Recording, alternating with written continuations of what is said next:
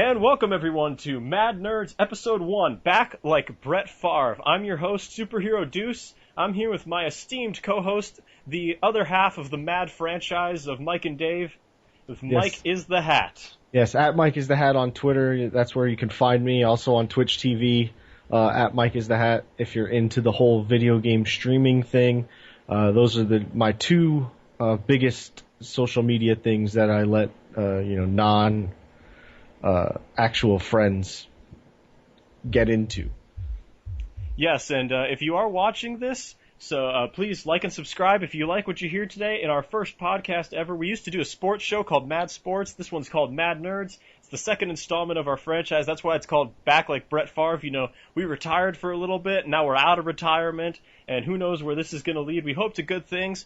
If you like and subscribe and you like what you hear, definitely tune in every week, as we're going to try to do this podcast every week, talking about the latest topics in the nerd world, ranging from comic book-based TV shows, comic book movies, comics themselves, video games of all types, and sci-fi news of all types. So we're going to get into what we want to talk about. This is a show by the fans, for the fans. We're not experts. We're not paid by anybody. We're just doing this because we think it's going to be a great time, and we want to share our thoughts with you guys and, get into some discussions maybe with you at some point as well. There may be a couple different hosts on the show throughout as we go forward with this, and it's going to be a really exciting time. So our first topic for the week, though, is Gotham. The big show, the Jim Gordon origin story, debuted this week on Fox. Check your local listings. It's on Monday nights. The next episode is coming up here in just a couple of days. And Mike, you're the DC guy on the show here. I'm the Marvel guy. Just give me your thoughts on Gotham. What did you like about it? Well, I like that we're getting to see a different side of Jim Gordon, because, you get a little bit of the origin stories in flashbacks in the comics, and if you watch, the DC Universe animated stuff that they do, which is great. But I like the fact that maybe people that don't know really what's going on, they've only seen the Christopher Nolan movies recently. Maybe they remember the end of the Val Kilmer, George Clooney Batman movies kind of going away out of most public consciousness. Now they're seeing, they have the 3 Nolan movies. Now they have this show, which was pretty good. I'm not going to say it was the best thing in the world, but it was pretty good. And now you get the take from all these other villains too. We had a lot of little Easter egg type things, a lot of very in your face punny stuff from the so-called villains of the Batman universe that aren't quite villains yet, but we get to see how they get there, which is great for me. Yeah, we definitely got punished in this episode, that's for sure. Anybody who knows anything about the DC universe, you were punished with puns by this episode. And so, Mike, obviously puns, that's one of the things that we didn't like. We didn't like how the puns were very in your face. They were almost throwing it at you, who the characters were. They wanted to say, hey, look, we have Catwoman here. So just what else didn't you like about the pilot episode? My biggest my biggest thing against this, I won't call it a pet peeve, but it was my biggest sticking point for the episode, was the Penguin, Oswald Cobblepot. His whole entire character was kind of terrible to me. I didn't like the fact that he was tall, his kind of, just being Jada Pinkett Smith characters, what's her name? Fish Mooney's. Yeah, Fish Mooney. Little errand boy, coffee guy, gopher dude. Ooh, hold my umbrella while it's raining outside and I hit this guy with a bat. That's not Oswald Cobblepot. Oswald Cobblepot's supposed to come from money. He's supposed to dislike Batman and Bruce Wayne because they put his family out of business. There's just a whole lot of stuff going on with that character in the show, the way that they introduced him in the first episode, that doesn't fit with what I know of the Batman universe, and it kind of disappointed me a little bit. Yeah, it's interesting because, sites like IGN, which I'll just say it right now, we're not a big fan of that site. We know that they take payoffs from certain people to write certain reviews. They loved the character. They loved the actor who did it. They thought he was perfect. And I will say, you know what? The guy can act. He's a very solid actor. He put in a good performance, and I think we're going to see that going forward. But as far as the comic accuracy, the comic-related accuracy, I just didn't see it, because I remember Batman from, the 1960s show with Adam West's Batman, and the Penguin looked nothing like this guy. No, his name is Robin Lord Taylor. He lost all credibility to me when I IMDb'd the other stuff that he's been in, and he's in the Step Up movie. So, wow, way to go, Fox. Yeah, he's too tall. They never explained why he didn't like to be called the Penguin either. But then, how does he go from hating that name to all of a sudden embracing it when he becomes some sort of supervillain? Like, oh, now it's just okay to call me the Penguin. Yeah, it's just odd because he didn't even have a hobble until the end of the episode when Fish Mooney was hitting him with I don't know what she was hitting him with. It might have been a bat or something. But yeah, he didn't even get the hobble until then. So the Penguin nickname actually doesn't make any sense. It's not like he was like the 60s guy where he's just going whack, whack, whack all over the place. So I just don't get this at all whatsoever. Yeah. He's not Danny DeVito in those, the Batman Returns and all that stuff where he's doing that thing where he's deformed. Where he's a midget. Yeah, he's a short guy. He's kind of physically deformed. They didn't even give him the monocle, but I guess maybe they're going to build into that. Because, that's something that happened where he, got stabbed in the eye and all this. He didn't go wah, wah, wah, which I loved about the old 1966 seriously, it was Penguin. Great. It was just a big, a thing. I don't know what else to say about him besides, I did not enjoy him being there. The fact that he's some underling, he's the gopher, he's the umbrella guy, he's rub my feet guy. It's just not the Penguin at all. Yeah, he's a snitch to the major crimes unit. That was the next thing I was going to get to. It was stuck in my on the tip of my tongue, as they say. Oswald Cobblepot snitching to the police. But then now see in the Penguin doing that, the actual supervillain, the Penguin, snitching to the police about, say, the Joker or Two-Face or somebody else makes sense, but he's not there yet. I know they were trying to say, that's how he's going to try and push Mooney out and become Falcone's number 2 or whatever, but that's not going to happen because Falcone shouldn't have either of them as number 2 people. No, she did a good job. Jada Pinkett Smith played the character well, but the character has no ties to the comics at all whatsoever. She was invented solely for the purpose of this show, in order to make it not so easy for the Penguin to work his way up the crime ring. And for me, too, you're just kind of going along the same lines of not being comic accurate. What the heck is Catwoman doing at the murder of Bruce Wayne's parents? Yeah, I really hope that they build this into something to, whether it's, they're a way for them to connect and kind of further on down the show, become lovers like they do in some of the comic book storylines, or even in, the Nolan movie, The Dark Knight Returns. But it was very much a pointless plot device. Same thing with the Fish Mooney character being added in for no apparent reason as otherwise just to drive story. It was very, very just kind of to me. Yeah, the thing that I didn't really like about this was this just felt very overcrowded. This episode, you had Poison Ivy, which I understand. It's her dad was the fall guy. They set him up to look like he was the one that killed Bruce Wayne's parents, and you had her in there as Ivy, not as Pamela, which was just completely stupid. It's how hard do you have to try to throw it in the audience's face? Look, guys, it's a girl with red hair, and she's standing next to plants, rubbing the plants' leaves. Hey, and her name is Ivy. Do you know who it is? Do you get it, everybody? Yeah, there's a lot of implied winking happening. Yeah, hey guys, when we're going up to the ballistics expert, we're gonna tell him no riddles. Do you know who it is? Do you get it, guys? And see, that's the thing is I looked up what exactly Edward Nygma was supposed to be doing in that scene because they made it sound like he was some sort of expert on things. He was the coroner. I would have never known that. I thought he was just a ballistics expert.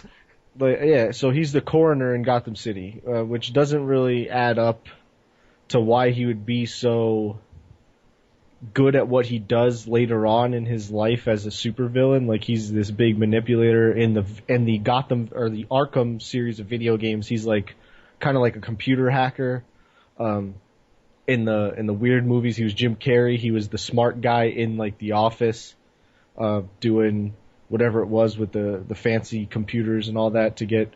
But it didn't add up that he was a coroner and then he was telling all these riddles.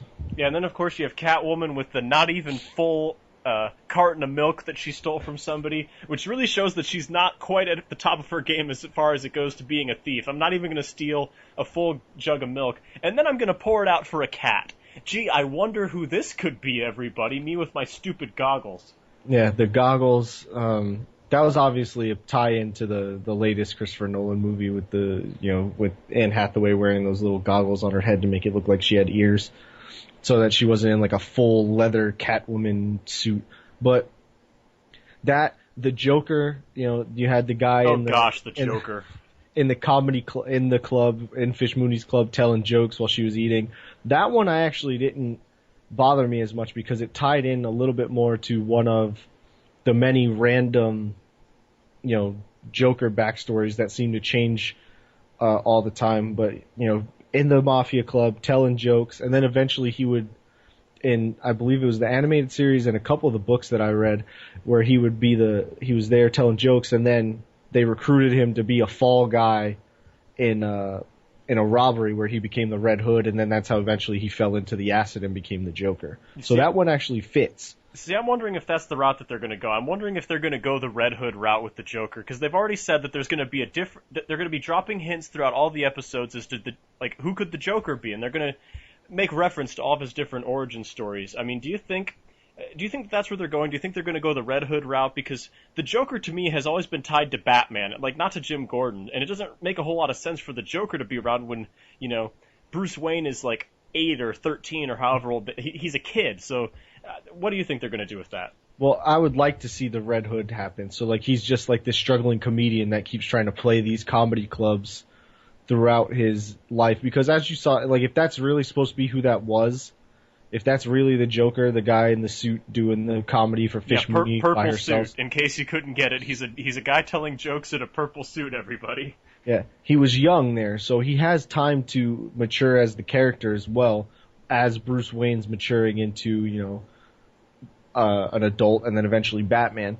So he could go around doing the comedy club thing, work in these little bars that all the mafia people seem to own in any mafia type show. They're always involved in some sort of bar or restaurant business as their fronts.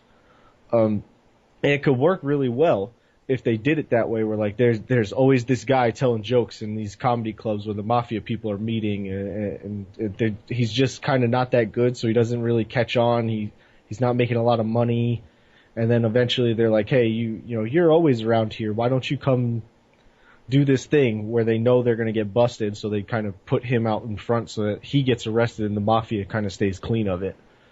Yeah, I think that could work well. Yeah, I think, I wouldn't mind that so much. At kind of going back to the whole mafia scene and everything going on with that, we saw that the mafia set up somebody else because they're interested in law and order in Gotham. They don't want the city to crumble, and so they set up Poison Ivy's dad to be the guy who killed Bruce Wayne's parents.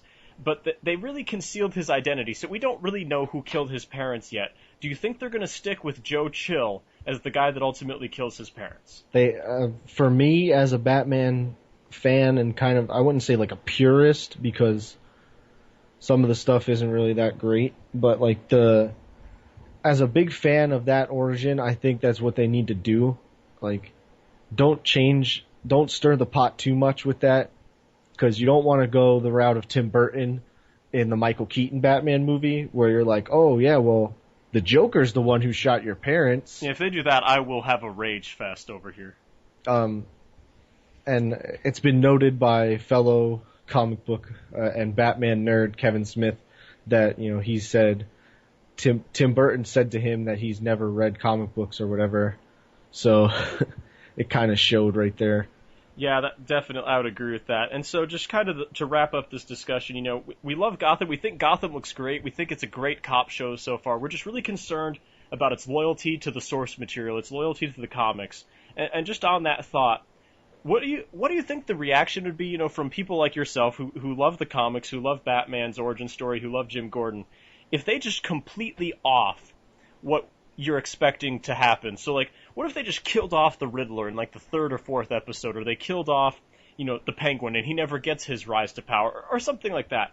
How would you feel if they completely diverted from the source material? Right. If they were to kill off one of the villains, it would be dumb, because the Rogues Gallery is really what drives all of the Batman stories. It makes them good, as well as Batman's, like, internal struggle with what he, trying to live up to his code that he has. But, like, if they were to get rid of, say, if Edward Nygma just disappeared from the show, I would be upset, because he's one of the better, villains. But at the same time, if they got rid of him to build up the Joker more, or say the Penguin more, like the two main, well, I wouldn't say main, but like the big names, the really, really big names, even though the Riddler is one of those, like, big guys, if they use that plot device to build up another person, hopefully the Joker, I would be fine with it. Yeah, it would definitely make the show less crowded, that's for sure. And, one other thing that I love is I love Donald Logue as Harvey Bullock. I thought that was just brilliant casting. I think he's going to be a great anti to Jim Gordon's righteousness, and he's going to really just test Jim. He's going to say, you think you're so righteous, but he obviously thinks that Jim Gordon shot the Penguin. We know he didn't. We knew he never was going to. Why would he just all of a sudden become a bad guy at the end of the first episode? Like, that wouldn't make any sense. No. I'm just very curious to see how this is all going to go, because they have a lot of directions they could go with this. I really don't want them to screw this up, but it was such a shaky yet good pilot. I'm almost, like, lost. I don't know what to think of the show yet. Yeah, it like you said, there's definitely a lot of places that they can take this. They could take it up and build it up to great heights, or they can just bury it and just ruin everything. But Donald Logue is a great actor. The character of Harvey Bullock is, personally, I'm not a big fan of, but I like that they got him to play it, because he fits that kind of edgy police guy.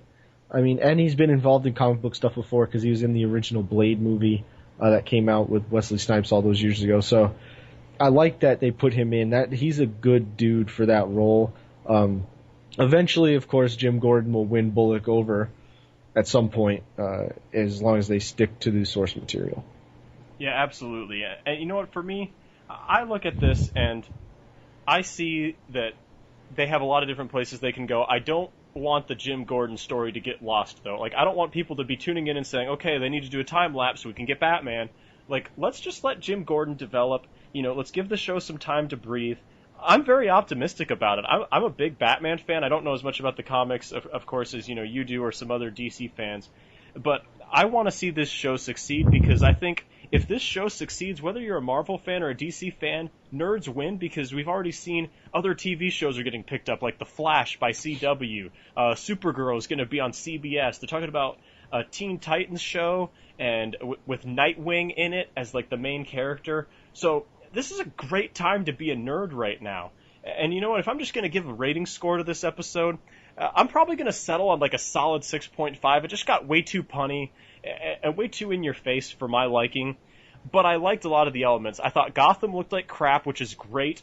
I thought, in a good way. Like, it looked TV quality, but the show itself looked dirty and filthy, which is what you want to see out of Gotham.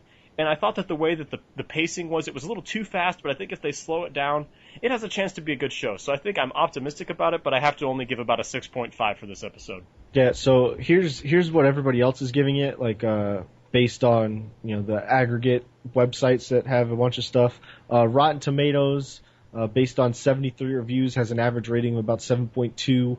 Metacritic, also right around there at a 71 out of 100. I'm giving it a 7 out of 10, so it has room to improve. There's good things in it. There was the very punny stuff that kind of annoyed me, and then the whole Penguin thing. If that was better, it would have gotten a higher score. But it got a 3.2 rating, so that it's not doing bad. And they've released, according to Wikipedia, so this could be wrong. Yeah, take it with a grain of salt, everybody. They've released the episode titles for the next 3 episodes. So on the 29th of September, this coming Monday, is going to be a Selena Kyle episode. That's the title of the episode. Okay. The following week we have The Balloon Man, which I'm I don't know what that could be about. Hopefully, it could be the Joker. I'm just a little worried that could be the Joker being a clown. I don't know. I don't know. And then the 4th episode, which will air on the 13th of October, is titled Arkham. Which I like. I'm curious about that one. That gives us a lot of stuff to look forward to as far as the DC universe goes, and their television show. But on Tuesday, the very next night after Gotham debuted, we had the season 2 premiere of the Marvel show on ABC, Agents of S.H.I.E.L.D. Now, unfortunately, I missed the entire first season last year, like an idiot, because I was kind of in a weird place with my comic book love. But I know, David, you are a gigantic fan of this show. So what did you think? What did you think about the season 2 premiere and my boy Agent Coulson? Well, the thing that, you know what, Mike, if you missed the first half of the first season of Agents of S.H.I.E.L.D., you really didn't miss much. They just established a couple villains. Like, they had one good episode where Graviton was introduced, and then they had Blizzard, the weird Iron Man, Captain America, Ant-Man villain, the Avengers villain. They introduced him in an episode, and he's actually going to be back in episode 3 of season 2, so I'm looking forward to that. But with this season 2 premiere, S.H.I.E.L.D. has obviously changed a lot due to Captain America, the Winter Soldier, and the fallout of Hydra. So now, all of a sudden, this rogue team of agents has a concrete villain that they can fight. They don't have to keep anything under wraps for risk of spoiling the movies. And they started off so strong. They have Agent Carter that's actually going to bridge the gap between the fall season of Agents of S.H.I.E.L.D. and the spring season. And Agent Carter starts off the show. The opening scene of the show is Agent Carter and Dum Dum Dugan and a couple of the Howling Commandos just breaking into a Hydra place and confiscating a Kree alien object. And in season 1 of S.H.I.E.L.D., they established that there are aliens. Coulson has actually been injected with alien blood. If you saw it, you know this. And as well as Skye, one of the main S.H.I.E.L.D. agents. She was also injected with it, but she reacted very differently than Coulson. And they're going to start diving into her origin, which I'm excited about. But they had the Absorbing Man, who is a huge threat. Anything that he touches, he can absorb its essence. And for me as a fan, you know, with this episode, the pacing was great. You know, the S.H.I.E.L.D. against the government. You had General Glenn Talbot, played by Adrian Pasdar, who is a fantastic actor in Heroes, and then now in this. He's just a big, very tied into the nerd community. He voices Iron Man for the animated series Marvel Avengers Assemble on Disney. And you know what, for me, I loved this. Coulson is all of a sudden not this wishy-washy, you know, fanboy guy. As the director, he's all of a sudden forced to make some really tough decisions about who do I share information with and how do I compartmentalize things. And they had Lucy Lawless, formerly Xena Warrior Princess, on as a S.H.I.E.L.D. agent there, and she had some questionable background. And then they killed her off, of course. But you know what? It started off very strong. Anybody who saw this is going to be a great season with this alien thing and Hydra. You have two huge plot devices from the movies, because of course Guardians of the Galaxy really brought the Kree to light with Ronan the Accuser. I'm excited for this. You know what? They have so many different places they can go. And with the Absorbing Man, they were not afraid to go a little bit nerdy. They did have a pun of, so we're going off to fight this Absorbing Man, but for S.H.I.E.L.D. that fits. Gotham's a little bit more serious. S.H.I.E.L.D. I would expect that. And he picks up this ball and chain and absorbs it, and I'm like, oh, this reminds me of an animated series that I watched and a comic book cover that I've seen from the 1980s. I was just like, yeah! You had your nerdgasm for that. Oh, it happened. I stroked out big time. The Absorbing Man sounds a lot like the much better and cooler version of the Green Lantern, to whereas you don't have to worry about him, you know, losing his ring or not being recharged or whatever. The Absorbing Man could just pick up things, and then it happens. Yeah, exactly. And they did it on a TV budget. I think he's a perfect villain for the team to face, because he just picked up a piece of wood and he absorbed it in his entire upper body, and they showed that for a couple seconds. And then when he picked up the ball and chain, he only absorbed it in his arms, because of course he was going to be hitting him with it. So it's like, okay, you know what, that makes sense. And they didn't have to throw it in your face. It's like, listen, the dude absorbs stuff, and he's scary. He's big and muscular. He could probably punch you. He's a very famous Hulk villain. For those of you who aren't familiar with the comics, he matches up with the Hulk a lot. And if you go onto Netflix, and you have Netflix, and you want to see what he's like, go watch the animated series. Avengers Earth's Mightiest Heroes, and in season 1, there's an episode with him in it called Gamma World, and he absorbs the essence of Thor's hammer. And they do something really cool with that, because of course only Thor can control the essence of Mjolnir. So Thor just puts out his hand and he just starts to levitate and he throws him into the distance. So amazing. But you know what? I'm excited for this. I really think this show is just going to be great things. And I think, Mike, you're going to probably start trying to catch it if you can. I know you got a busy work schedule, but you can pick it up, especially if you've seen Guardians and you've seen Captain America. You probably won't be too lost. Yeah, the good thing is I've seen all of the Marvel movies that have come out in recent years, going back to the original, the Tobey Maguire Spider-Man movies and the X-Men, so like that I can get it. Obviously, Agents of S.H.I.E.L.D. isn't going to tie in with those two franchises, the Spider-Man and the X-Men one, just yet, I don't think. So. Yeah, unless Marvel gets the rights back, which Spider-Man, we're not 100% sure. Sony's posting a $1.2 billion loss. It could happen. Please do it, Sony. Just do the right thing. Yeah, and Fox, if I'm not mistaken, still has the X-Men rights. Yes, they do. And they're not getting rid of those. We're going to discuss that a little bit more later on. But just a couple things I want to forecast, for season 2 of S.H.I.E.L.D. If you're a big fan of the show, I know we didn't spend quite as much time on it as Gotham, because, see, the thing about S.H.I.E.L.D. is that they have good episodes, and then you're not quite sure what's going to happen. So as a rogue team, they have a Quinjet now with cloaking devices. Fitz isn't quite all there. He's kind of lost it mentally. They're going to add in Mockingbird. That's the big thing that I'm excited for. They just released a set picture of Adrian Palicki playing Bobby Morse, a.k.a. Mockingbird. If you know her from the comics, she has a love relationship with Hawkeye, and she is a masked hero. So this could be what all of you fans who hated on the show for the first season, where are all the heroes at? Well, here you go. Here's Mockingbird. Just let her soak into your nerd awesomeness. And especially they got an actor who I think that she's going to end up in some movies. But I'm not going to talk about that here. I'm going to spend a lot of time on that on my own channel on Superhero Deuce as I kind of forecast the Marvel Universe. And once again, if you've gotten this far into the show, we just want to thank you for listening to us here on our YouTube channel, Mad Nerds AZNV. That's Mad Nerds AZNV. And just kind of my last little bit on S.H.I.E.L.D. is the rating that I would give it is I'm going to give this episode a solid 8.5. It moved a little too fast. They just kind of expected you to get along for the ride, but I think that the pace is going to slow down. Hydra has the alien object. They have the Kree object. And Sky's father is going to be in the next episode, so really looking forward to finding out more of her origin, because they don't know where she came from. She completely wiped out her history. I'm just going to call it right now, though. I think she's Abigail Brand from Agents of S.W.O.R.D., and that's going to be that. That does sound absolutely terrible if that's true.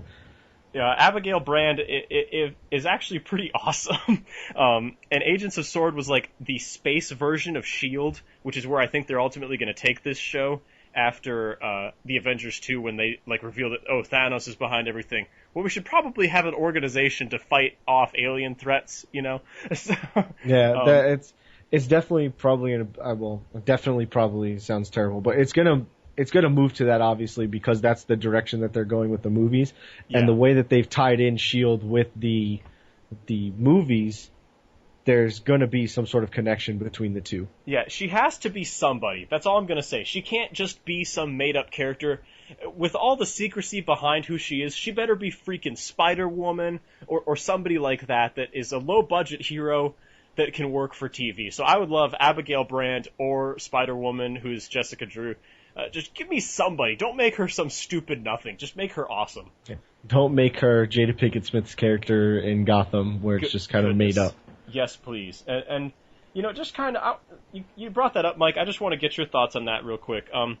Gotham has obviously made such a point of being so connected to the comics. Like, look, here's all your favorite comic book characters. Whereas Agents of S.H.I.E.L.D., they started off with only Agent Coulson from the movies. Everybody else, they've kind of just made up their characters. They don't have any comic ties or anything. This is a brand new show. They've had appearances by, Maria Hill, who's, of course, played by Kobe Smulders, and then Samuel L. Jackson reprised his role as Nick Fury for an episode or two.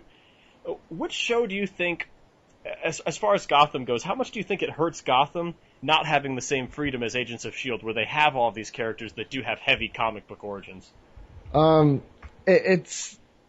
It could hurt them, but it could also help them a little bit. But like I said, if they're going to use these characters like they're trying to, it looks like to build into how they move up their criminal ranks is going to be good. But the fact that like the Agents of S.H.I.E.L.D. did so well without having all those ties to the comic books, it just said Marvel. You know what I mean? Yeah, and it's sold. If you put DC on the front of it, DC's Gotham or whatever, boom, they're going to get the audience. Yeah, or just say, hey, Batman kind of exists in this universe. It's like, here's the little kid that's going to be Batman. He's kind of, weird, but it works. So come check out how he's going to grow up. Yeah, so definitely be sure to tune in to Gotham on Monday nights on Fox and Agents of S.H.I.E.L.D. on Tuesday nights on ABC. Check your local listings depending on your region, where you are in the world. Just definitely tune in. A lot of good things could be happening with those. And speaking of earlier, Mike, you brought up the X-Men, you brought up movies. A particular person who's tied to the X-Force, a very popular Marvel hero, has finally gotten a release date on his movie. The Merc with the Mouth, Deadpool, played by Ryan Reynolds, will be released in February of 2016. Mike, what was your reaction when you heard that this was finally going to get, Deadpool's finally getting a movie, and you saw the test footage with Ryan Reynolds mocapping and voicing the character? What are your thoughts on Deadpool? Does he deserve a film, and what do you think of this one? Well, when I first saw that, this was going to go down and the videos of the test footage, I didn't watch them, to be honest, because I was like, this is BS. It's not going to happen. We've been being teased for years, ever since Origins.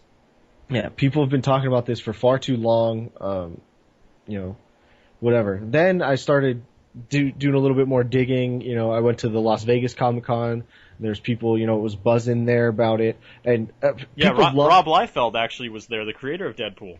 Exactly. People love to cosplay as Deadpool, so there's obviously that gigantic audience for him. He's funny. He's everything that you kind of want in a comic book character. Yeah, and he has that the fourth wall. Exactly. And he has that edge, too, because he's actually, he's not like Batman, where he's like, oh, Batman and Superman, where they like don't necessarily kill their villains. They always tie them up for the police to come or whatever.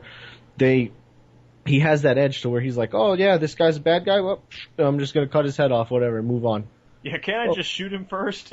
Yeah, too bad. Move on. But the test footage looked great, and I really hope that this goes forward as a live action thing. If they left it all as CGI, that'd be cool too, because he does do a lot of crazy flips and he's got the swords going, and there's a lot of stuff that he does that may not lend itself to live action, but man, that little bit, if they make the movie rated R or at least PG-13, hopefully rated R, but I don't know how well that would fly. Yeah, you can get away with a lot in PG-13, but I personally would love it if it was rated R. Because he does have a little bit of a mouth on him too. The Merc with a mouth is not just like a a fancy name. He says some stuff. He's been known to say a vulgar word or two, words of which we will not be saying on this podcast as we try to keep it family-friendly here on Mad Nerds.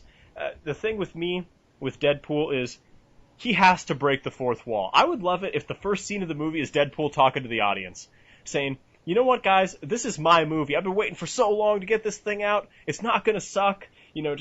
Just break it right away. Just get it out of the way. The dude breaks the fourth wall. Have him eating a chimichanga, because that's the other thing about Deadpool. He loves his chimichangas. He's got a healing factor that's pretty gnarly. He could cut his head off, and his head will continue to survive. X-Men Origins Wolverine kind of screwed that up, but we're not even going to talk about that movie. As far as I'm concerned, it does not exist in the realm of superhero-verse. And you know what, for me, I think this is the perfect time for Deadpool, because fans have shown they want something a little bit crazy. Guardians of the Galaxy, a talking raccoon and a sentient tree, was the #1 movie in America this summer. This is the time for Deadpool.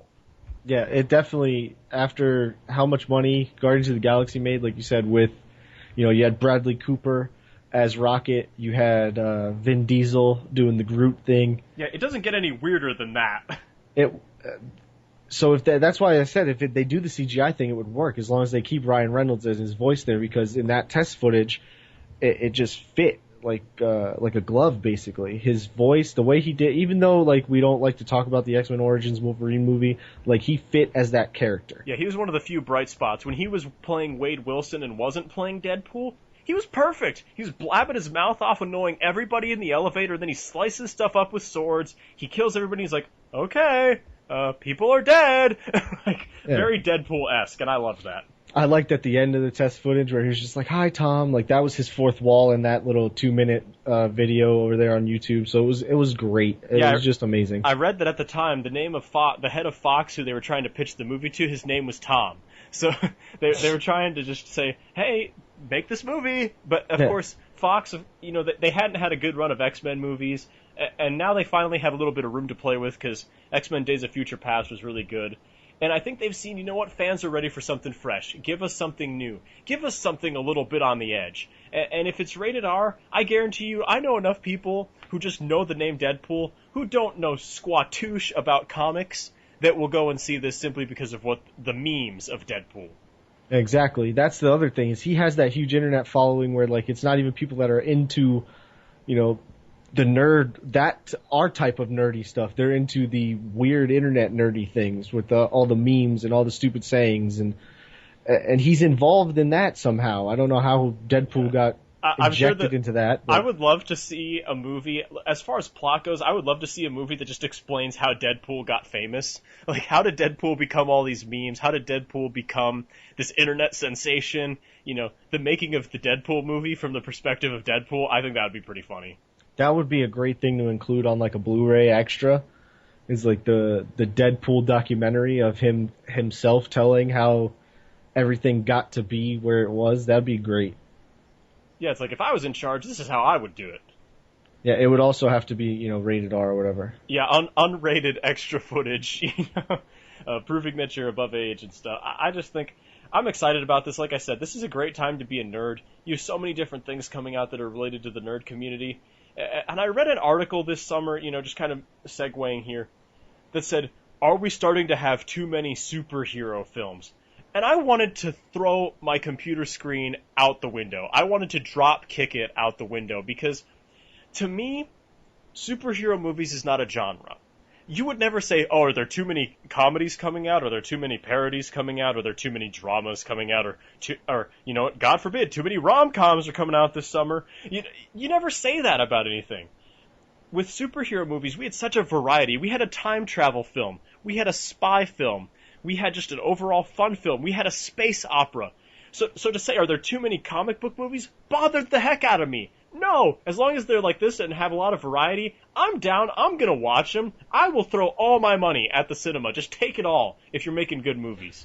Exactly. Like, a comic book movie follows a story guideline, just like every other movie follows that same. If you make a comedy, there's this, and this that has to happen. If you're making a drama, there's these 3 plot devices that have to happen in that movie, or it doesn't work. Yeah, I've never heard them say we have too many book adaptations of the 50 Shades of Grey or stupid thing or Twilight or things like that. You never hear them say that, so I don't get why comic books is all of a sudden this, we can't have too many of those. Well, yeah, Harry Potter.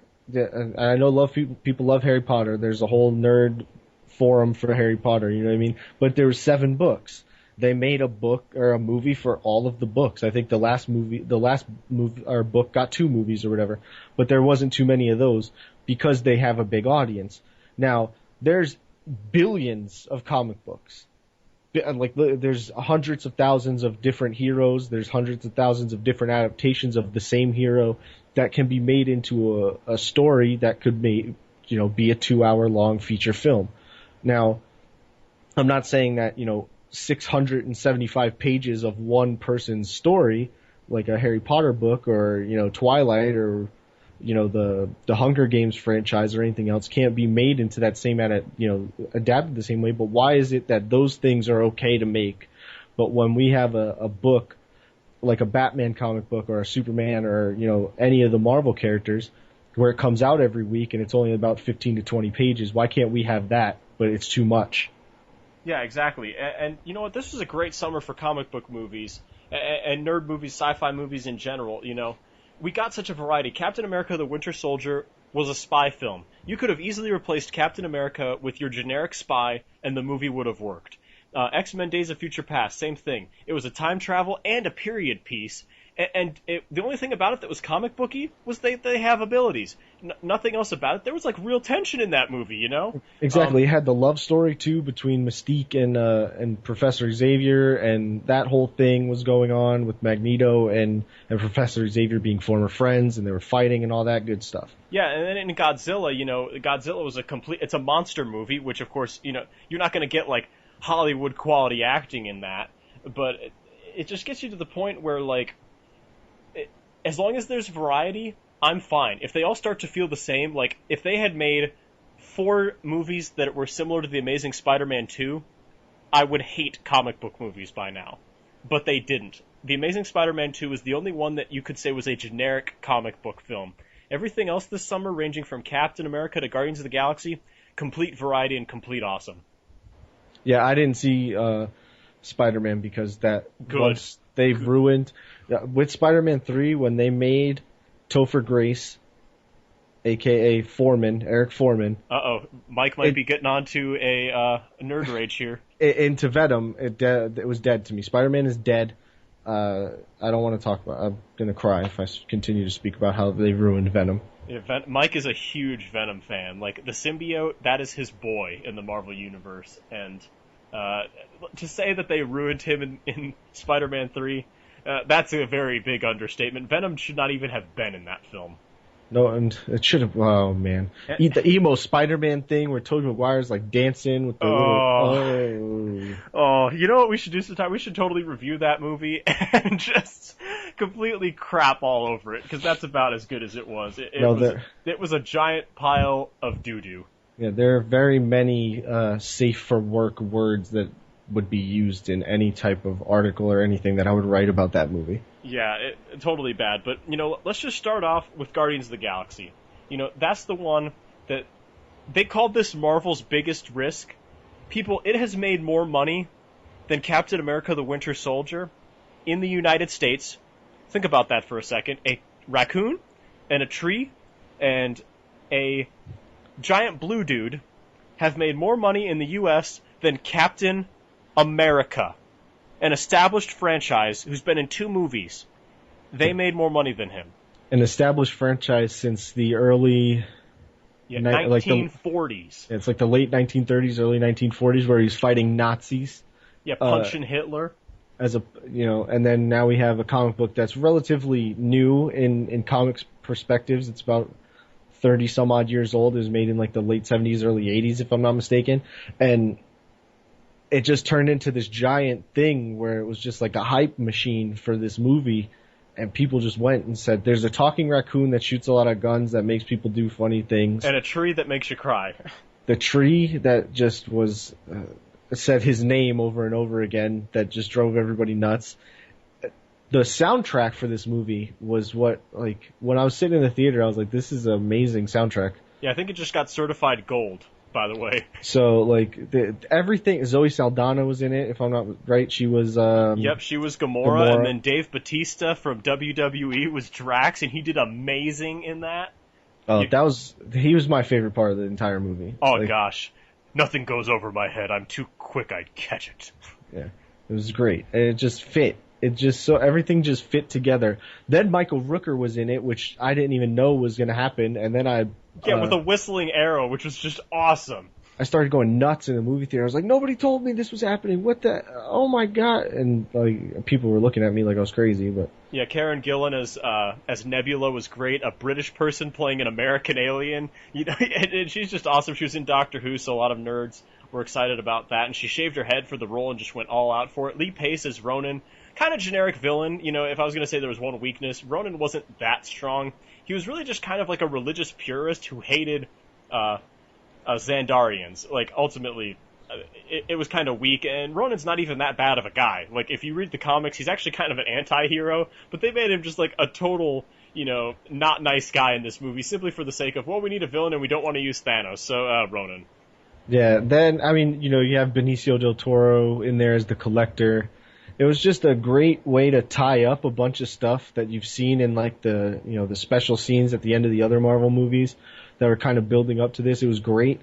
It was their way to jump into space, and maybe we were saying earlier with Sword and all that. So yeah, bring in the cosmic side a little bit. it's going to build into only greater things for Marvel as a movie company, and Disney, of course, is going to be getting that fat check from it too. Yeah, and see, as Marvel as a studio, since this worked, everything's on the table now. Nothing is impossible. We made the Guardians of the Galaxy work. Everything's on the table. You could see the Man-Thing in something. If you don't know who Man-Thing is, look him up. It's hilarious. You could see just about anything now in a Marvel film, and they're going to get away with it because people are going to go because it's Marvel, it's proven, and Kevin Feige is basically the king of nerd world, and Joss Whedon is right there as his right-hand man. Exactly. Now we're going to get Ant-Man is going to get made. Yeah, we're probably going to get Doctor Strange. We have the Avengers 2 coming up. Black Panther's been rumored. Exactly. On the DC side, they're talking about doing Shazam, which... Yeah, Black Adam. The Rock is Black Adam, which is awesome. We're gonna get a lot of those other like kind of outside the box characters now from both companies, I think, and I think it's gonna be a good thing. Obviously, like we keep saying, it's gonna be a great thing for the nerd world if these movies continue to do well.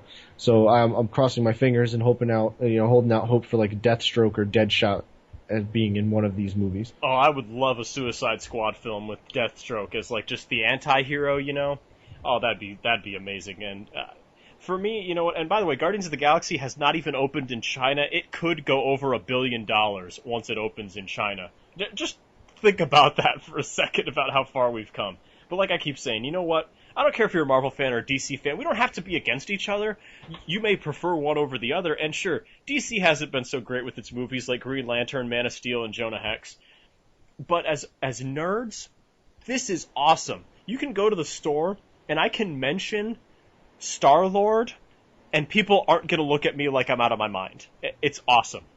Exactly. You don't have to go to just like the comic book store or the conventions or places where you'd have to be like kind of pigeonholed, where you would know that if I said something that's going to be somewhat nerdy, that these people will pick up on it. Yeah, exactly. Now you can go anywhere in the general populace and say like Rocket Raccoon or like walking down the aisles at Walmart in the toy aisles, because I help out a friend of mine looking for the WWE action figures for his YouTube channel. They've made that smaller. The WWE section has become smaller because the Marvel toy section has become bigger because of Guardians of the Galaxy merchandise and, all the stuff from their movies coming out. Yeah, and if I was just to walk into somewhere and say, "Hail Hydra," everybody would know what I was talking about. Like, we live in a world that's okay now. You know, how awesome is that? I mean, it's great. It's funny. I like that. Like oh man, I just can't get over it. Like, all this stuff, like the movies really drove me back to getting comic books, whether it was the Batman books or finding Marvel stuff that I could download for free. Hypothetically speaking, of course. No, well, there's I mean the goods, like the stuff that they allow you to get for free, exactly. not the bad way of getting things for free, like the stuff that's available for free on the internet, the newer things, like all that. It's just driven me back to stuff that I liked when I was a kid that I'd kind of gotten away from.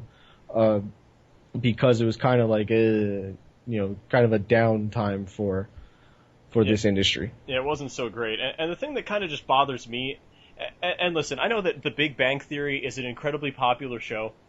Big Bang Theory puts such a negative twist on nerds that, like, a lot of the people that I talk to that love comic books and are kind of nerdy or geeky, they hate that show.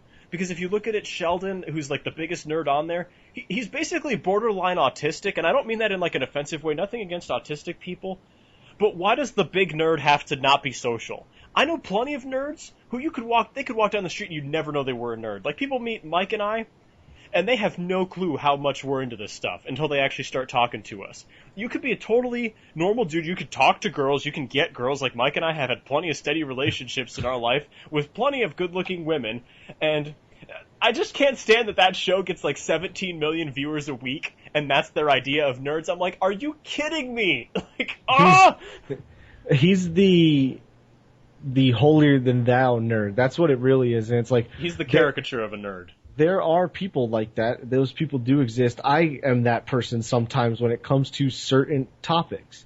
But it's like not every person is like that 24 hours a day, which is why the show is it's not overly hilarious to me. It's not funny at all, really. But I've sat and watched a few episodes. It's kind of alarming for me to say that. Yeah, it's hit or miss, and quite honestly, I'm not a huge fan. Just kind of wrapping up the movie discussion, Mike. What are your top 5 movies of the summer that you saw?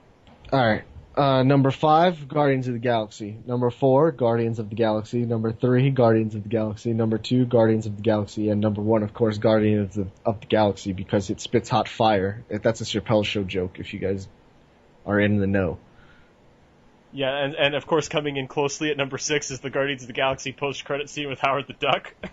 Yeah, that was the funniest thing in the world. Yeah, gosh, oh, that was... Because I just remember that movie, like there's like the 1989 movie about Howard the Duck, and I was like, this is such a weird thing. Marvel just basically said, this is how confident we are in our stuff. Here's Howard the Duck. Deal with it. And it's even funnier, too, because I didn't expect that, and, like, I'm reading Civil War for the first time. There's one book where they're showing, like, Howard the Duck going in to register his superhero powers. Oh, gosh, yes. And See, I was he's just a like, joke. He's a running joke. I was just like, oh my god, he's getting, like, in an argument with the cab driver and his girlfriend or whatever, and it's just, like, a big thing. It's hilarious. Yeah, and I had people texting me because I went and saw the film, and they said the post-credit scene was terrible, and they saw it before me, and I'm like, okay. Then they're like, I'm not going to spoil it for you, and I walk out of there, and I'm just clapping and laughing, like, yes, this is awesome. They're like, why did you like it? I said, because that was Marvel saying, take that, DC. You're giving everybody the movie that they want with Batman versus Superman. Well, guess what? We're going to give everybody a character that nobody wants. Yeah, the thing that everybody's trying to forget about for the last 20-some-odd years, but it still exists in our universe because aliens. Yep, we're going to bust it out just because we can. Howard the Duck exists in the same universe as the Avengers. Take it and chew it. Put that in your pipe and smoke it. Yeah. My top 5 movies this summer. You know what? At number 5, I'm going to go with The Amazing Spider-Man 2, because as flawed as it was, there were still some enjoyable parts. I don't hate Andrew Garfield as Peter Parker Spider-Man. I think it's a lot more funny, but the movie itself, it was a broken plot. Let's just be honest with ourselves. Number 4, I'm going with Godzilla. You know what? I thought it was solid. This was way better than the stupid Roland Emmerich 1998 movie that had, Mayor Roger Ebert in New York. It was basically his big screw you film to everybody he didn't like. This film got it right. Godzilla could breathe atomic breath, and he took out the Mutos, and it was just amazing. And I liked that movie. Number 3 for me was X-Men Days of Future Past, and with Wolverine and going back in time. I loved the opening scene where they just rip Colossus' arm off and Iceman is skating on his ice. And I'm like, yeah, I've been wanting to see this since, X-Men 2 with Iceman, for goodness sake. And, that movie was flawed too, though. It had its plot holes where, like, Kitty Pryde all of a sudden has a power that she never had in the comics, never had in the movies. So how does walking through walls translate to sending somebody back in time? Forget it. It was Bishop, so it's awesome. Number 2, Captain America: The Winter Soldier for me. I thought that was like the most solid comic book movie ever as far as a plot goes. That was pretty consistent. I have nay a bad thing to say about it, but number 1 for me is Guardians of the Galaxy. Perfect movie. You can take your kids. You're going to cry a little bit. You're going to laugh a little bit. You're going to have nerdgasms and stroke out a little bit. It's got something for everybody. When they first saw the trailers back in like February, March, everybody's like, I'm not seeing that. That movie looks terrible.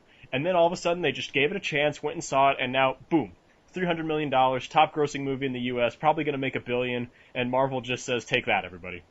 Yeah, well, realistically, I'll give you a top 4.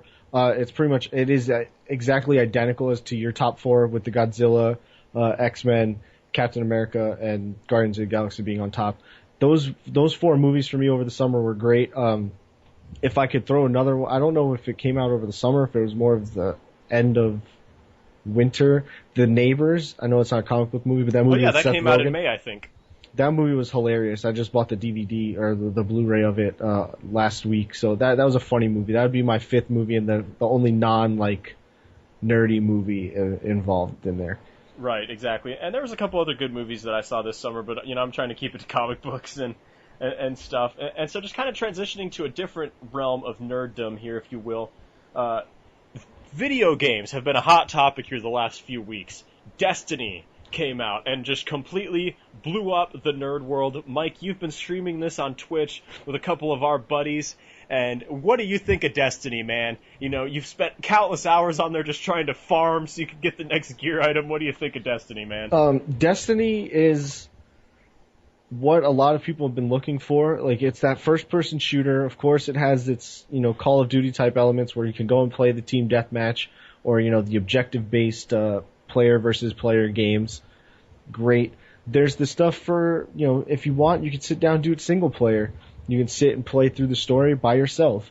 But what they did is they allowed the story to be co-op, which is something that my friends and I have always been talking about. Like, why can't we do these missions in first-person shooter games with more than one of us? You're always in a Call of Duty or a Battlefield or, any other shooter game. You're in a group. You're in like a little fire team. You always have like your three, sidekicks, but nobody else can control them. You only control your player, and those three are controlled by the AI. Destiny allows you to team up with two of your friends, which kind of sucks, because when you have like 7 or 8 people that that play the game at one time, you can only team up with 2 other of them, and then the other guys are kind of left out in the cold. But you get your little 3-man squad, and you go and just run shop through the Earth, the Moon, Mars, Venus. You go visit this thing called the Reef, which is like an asteroid belt. You don't really fight anybody there. You just go talk to people. But it's just everything that I've been kind of looking for in like a first-person shooter game for like the last 6 years. Yeah, and you know what? I don't have Destiny, but I've been watching you play, Mike. I've been reading up on some things, and they're getting ready for some downloadable content this week, right? Well, they're patching the game. So this past week they patched out the loot farming area, which was kind of an exploit that I am kind of guilty of using, but guilty of using a lot. Yeah. The game makes it necessary, though. Is that not true that you kind of need to farm? The fact is this too is it has elements of MMORPG type thing, so it's kind of has a little bit of the elements of your World of Warcraft type stuff, where you have to go and in order to upgrade your gear, you got to go kill a bunch of things to find pieces of gear that you need that are better than what you have. So at the end of the day, yes, you need to farm something. So whether it's farming the hive in that cave on the Earth that they patched out of the game, or finding another way like farming through running the same strike mission over and over and over again. It does lend itself to that, but it's part of the grind of the game. Yeah, and you know what? I think that's awesome because obviously you could tell that this was based on Halo's elements, but Bungie just said, you know what? We were bound by what Microsoft would allow us to do. We're going to take this, we're going to make a better game out of it. And I personally love the MMO elements of this game, and it does kind of give that multiplayer feel. And correct me if I'm wrong, Mike, but I've heard a lot of people saying that the game is actually better in strike teams, that they prefer to be doing it that way instead of just doing solo missions through the story. Oh, I ran through the beta when the beta came out, the alpha and the beta. I played this game from alpha up until release. Nobody else had it because nobody picked up on the emails and stuff or the text message I was sending them. Hey, go sign up for this game. This game has a lot of hype. I want to see if you guys think you're going to get it. You get on the hype train. So I would play through the missions by myself during the alpha and beta test, and I was like, this is not. I mean, it's fun, but it's not that cool. Like the game looks great. The graphics are amazing. The fact that I can play with my friends is cool, but none of them have it yet. So this is kind of a letdown for me. Then when release came and everybody got the game, having that strike team is amazing to have. So we run our little 3-man group. We go take out whatever, fight the Winter Kell on Venus, and we go fight him, and we take him out and kick his butt, and then we get all our XP and level up our guys. Great. Now what they have, and I finally unlocked it, is they're going to start doing raids where you actually go into like a dungeon and raid a dungeon. And that allows you to play with 5 of your friends. So you and 5 of your friends, a 6-man team, which is going to actually... If I have to get the game now. actually open up some spots in our little fire team. Yes, if you want to play with Mike, find him on Twitch at Mike is the Hat, and You could definitely attempt to join his strike team and talk to him while he's gaming. Oh. If you don't have the game yet, you can ask him questions about it. For me, the thing that stuck out most, this game just looks absolutely brilliant, absolutely incredible. The graphics on this are second to none. Yeah, it's definitely showcasing what the next generation of video game systems is going to be. Because obviously this game released on PS4, PS3, Xbox One, and Xbox 360. So it's out on all of the available platforms, which is great. But I haven't seen anybody play it on any of the quote-unquote old gen systems, or the current gen, I guess you could call them. But now that next gen's out, what do we call things? There's a whole nomenclature thing that's messed up there, but it definitely lets you know that HDMI and whatever graphics processing units they have in these new systems are pretty much close to on par with what is available for a PC, because that was a lot of people's hangups for a long time, was console gaming is never going to be as good as a PC gaming because my graphics card on my PC can do, X amount of things and make everything look so real, while the console can't do that. But now I think the consoles have started to catch up.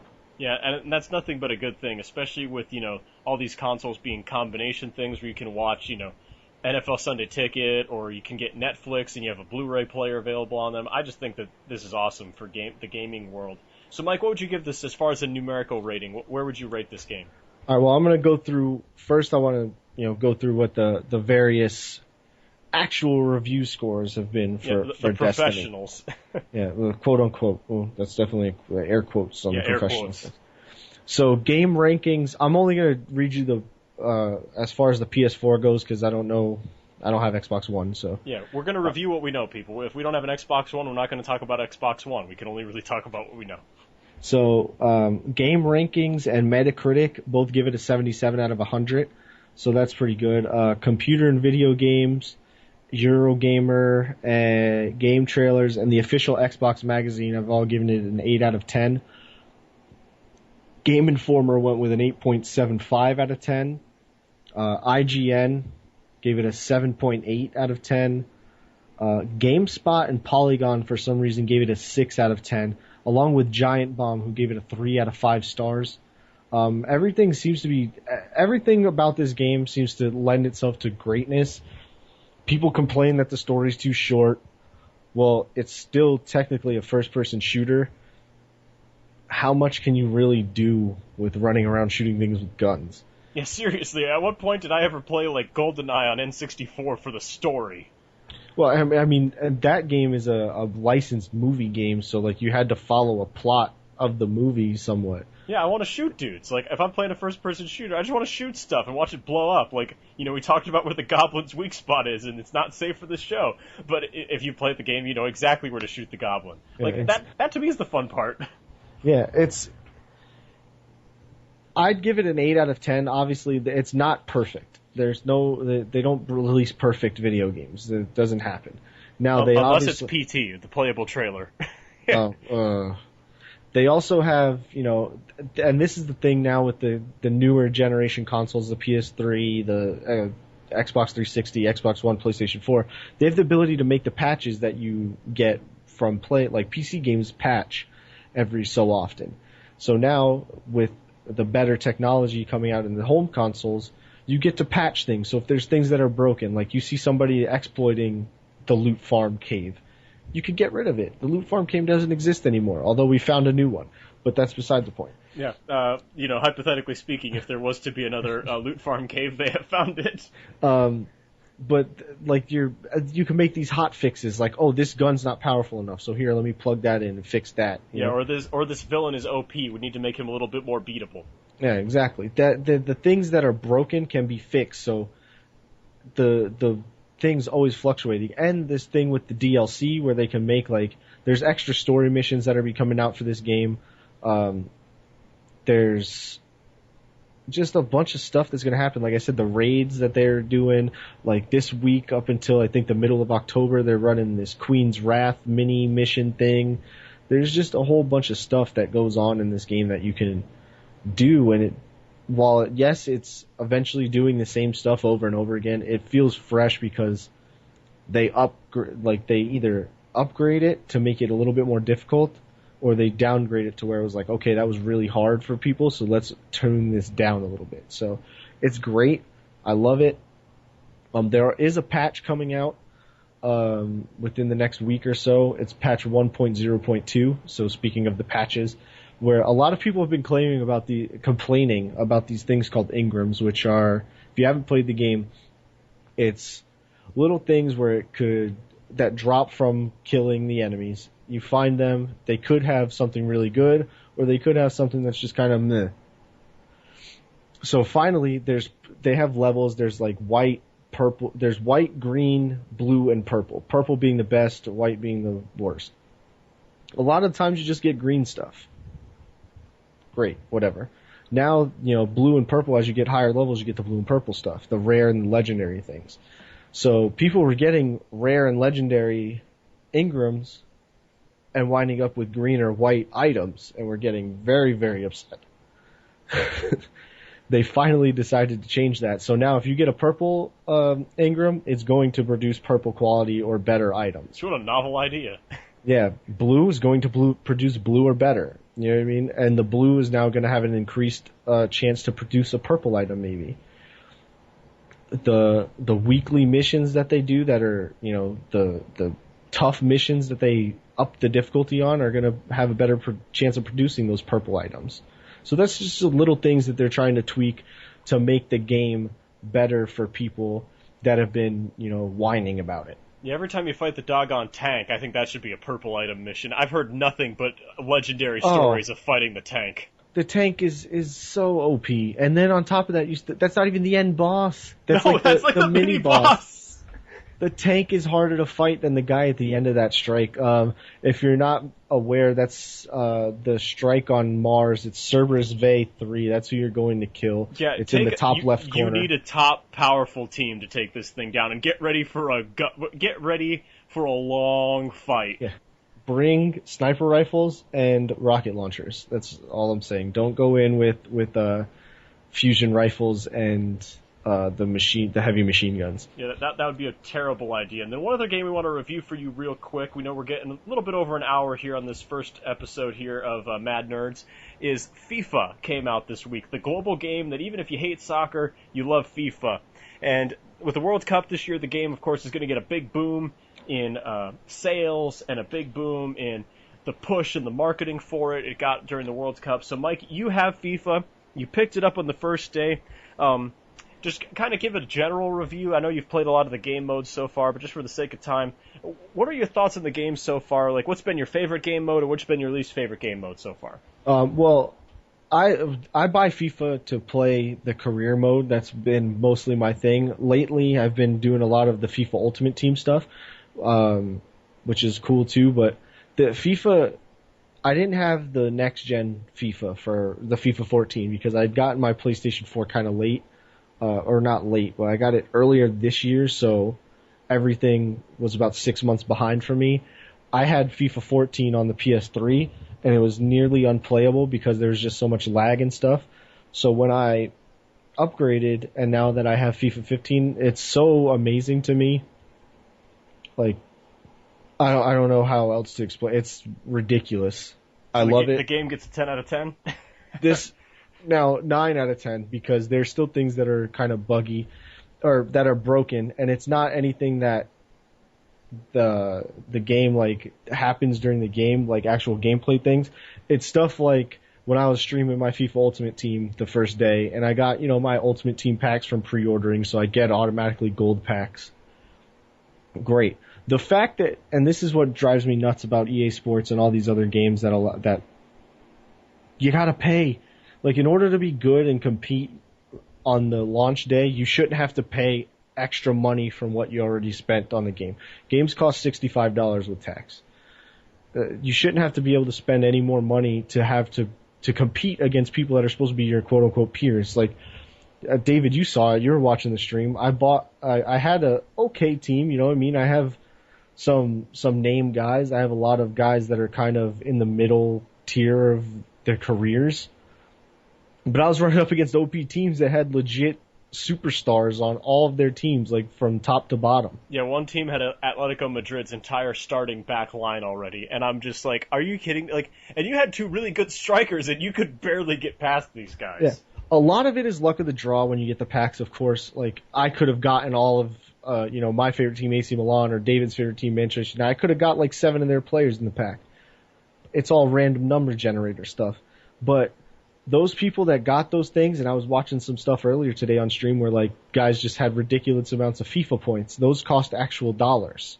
So it's like $100 a FIFA, or 100 FIFA points per $1 American. So it's like that. People are putting way more money into the game than they should be to get good players. Yeah, if you want Mike to get good, keep liking and subscribing, and have your friends like and subscribe, and then that way we can make a little bit of money off of YouTube, and Mike can afford some of these players. And that's the thing too, is like I have on my Twitch channel a donation thing, so like every dollar counts. If you were to ever watch me play on Twitch, just go ahead and click. If you want to see me open better packs, you can click on the donate thing. I think the lowest donation is 50 cents you can do, and the highest is like $100 or whatever. So like I never expect that. If you come watch me on Twitch, that's fine enough. Just come say hi and talk to David in the chat. Yes, I usually moderate Mike's chats, so don't misbehave or I will ban you. I will get out the ban hammer and you'll be out of there. But FIFA for me, like I said, 9 out of 10. It seems to be getting around the same on the internet aggregate sites, around an 8.5 out of 10. Yeah, it's just solid. It's about the best you can ask for out of a game. So just our last segment that we're going to do to end every single show is we're going to do a comics section. We're going to talk about what we've been reading, what have we been reading about, what are we excited for, different things of that nature. So Mike, start us off, man. What you been reading? What comics you been reading? All right, so lately, since Free Comic Book Day in May, when they handed out the 0 issue, I picked up DC's the New 52 Future's End. So I'm 1 week behind because I haven't gone to Maximum Comics to pick up my stuff out of my pull box. Shameless plug. Yeah, I'm at issue 20 right now. They just released issue 21, this past Wednesday. So this is a crazy story. Like there's so many like little plot twists that are going on. There's time travel involved. There's Justice League stuff. There's Justice League Dark. John Constantine's in this. Superman's in it. Shazam, Batman, Stormwatch. There's just a lot of DC stuff going on. Lois Lane's involved. You have Deathstroke, which is a big part of my thing. The Green Arrow and his random family.